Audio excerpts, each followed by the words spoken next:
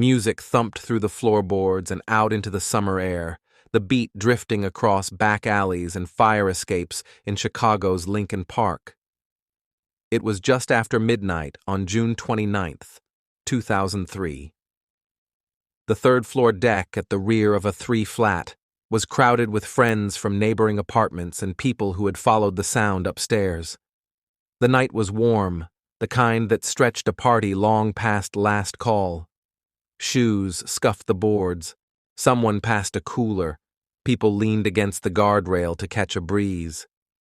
The porch looked solid enough, fresh wood compared to the weathered brick of the building, wide and deep, like the kind every renter in the city wished they had.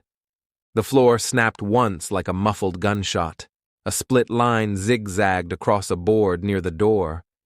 Before anyone could process it, the entire deck lurched away from the wall. A chorus of voices rose after the wood had already gone quiet. The third-floor platform tore free, pulled the second-floor porch off with it, and fell in a stack, people and lumber dropping as one unit into the tight courtyard below. Neighbors said the sound was like a semi slamming its brakes, then the crash of every plate you've ever owned landing at once.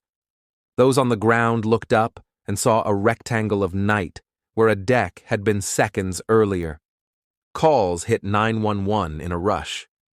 Chicago Fire Department companies arrived to a scene that did not resolve into sense at first glance.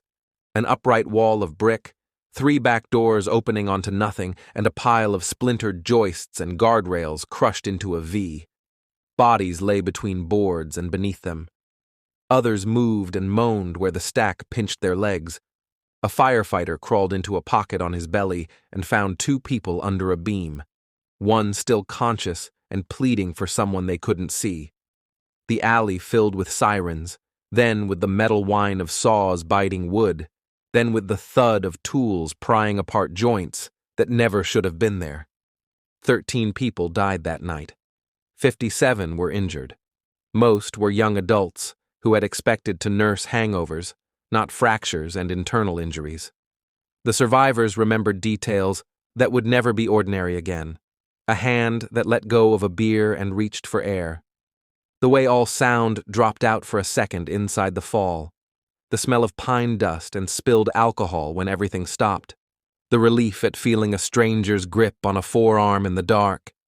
The guilt of realizing someone else had not been lifted out with you. The official work began before dust settled. Fire officials stabilized the pile and marked voids. Police taped off the alley and took names from anyone who could talk.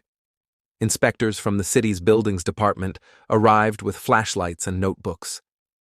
They shone lights up the brick wall where the porch had been attached and saw the outline of what was missing. Lag screws yanked free, shallow metal brackets, old holes, and raw scars in mortar joints. In a city of back porches, they knew the common ways to cheat: build without a permit, overspan the joists, use undersized ledger bolts, hang too much weight on rotten brick, push out deeper than code allows. Standing there, they also knew the line they would have to walk in public, between what people had always done and what the law said should have been done. The landlord's records showed the porch was new, added in the late 1990s. It was larger than code permitted, deeper and wider, built to hold more than a few lawn chairs and a grill. The ledger board that tied it to the building had been fastened into mortar rather than anchored into the structural brick, a choice that saved time and skill but traded away strength. Guardrail posts were attached with short screws without through bolts or metal hardware meant for that load. Some joists appeared to be nailed rather than hung with joist hangers, and the porches stacked on top of each other had created a straight path for failure. When the top went, it took the rest. Early talk centered on crowding. Witnesses estimated 50 to 100 people had been on the third-floor deck at once.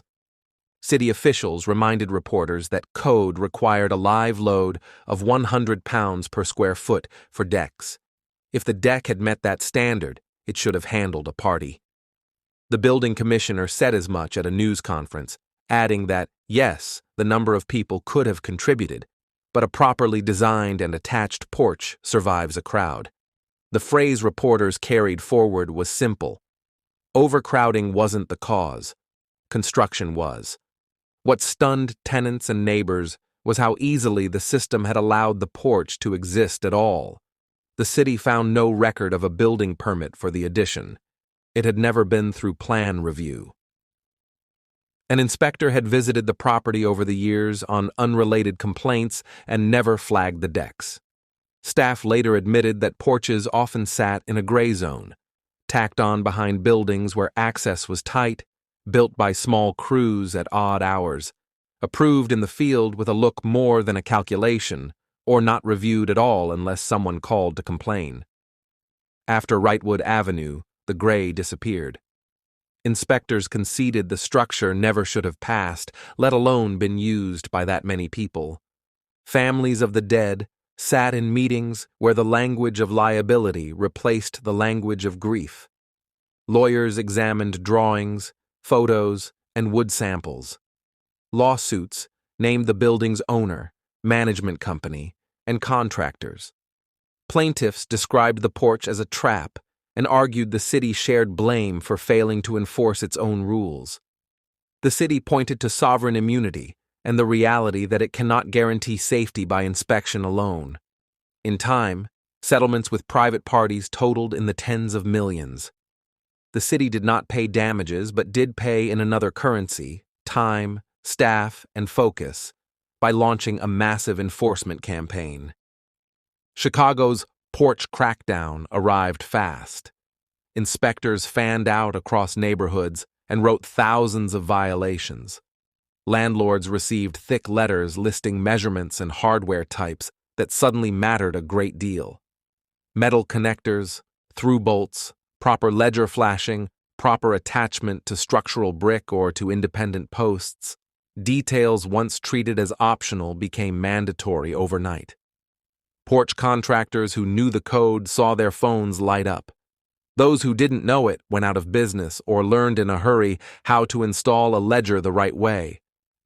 Tenants who had never thought about the difference between a lag screw and a through bolt found themselves crouching to look under treads before stepping onto a landing.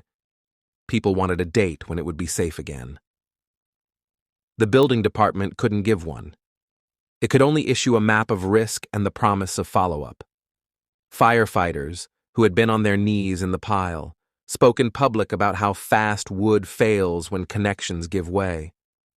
Doctors testified at council hearings about crush injuries and how survivable falls become fatal when the structure keeps collapsing on top of you. Engineers walked aldermen through the way loads travel from a deck into a building, and how a ledger bolted into mortar is like hanging your weight from chalk. The more the details spread, the more ordinary choices looked reckless. Tenants positioned grills away from rails. Party hosts counted heads and moved people inside. Friends who showed up to gatherings late looked at a full deck and decided the living room was fine. College students stopped climbing porches horizontally from one unit to the next, the way people in the neighborhood had done for decades. Some of the change faded over time, as it always does, but enough remained to bend behavior. In countless small ways, the city learned to check. The years rounded the edges of the story, but certain images never softened. A shoe on the top step with laces undone. A cell phone ringing under a beam while a rescuer tried to localize the sound. A ledger's outline on brick like a chalk drawing of what had been there. An inspector with a tape stretched across a new deck, reading numbers in inches to a contractor who didn't argue anymore. A parent standing in the alley looking up at an empty back door and realizing how easy it is to trust wood because it looks like furniture. People still argue about numbers from that night. How many stood shoulder to shoulder on the third-floor deck? Whether two fewer would have meant the difference. The honest answer is that weight matters, but the system failed long before the first guest arrived. A structure that never met code was built without a permit, used for years, and never corrected. The error was quiet and patient. It waited for a crowd and a moment, and then claimed both. That is why inspectors later said out loud what so many had thought privately. It never should have passed. If you walk that block today, you don't feel drama. You see back stairs with new posts that run to concrete pads and ledgers tied deep into brick. The quiet looks like an overreaction until you remember 13 funerals and the way a city changed the way it builds because of one stack of wood on a summer night. In a place famous for steel and skyline, it was only a porch behind a 3-flat. It was also the difference between a late party and a disaster measured in seconds and inches. Thank you for listening to Road to Ruins. Subscribe for more true stories where systems fail and people pay the price.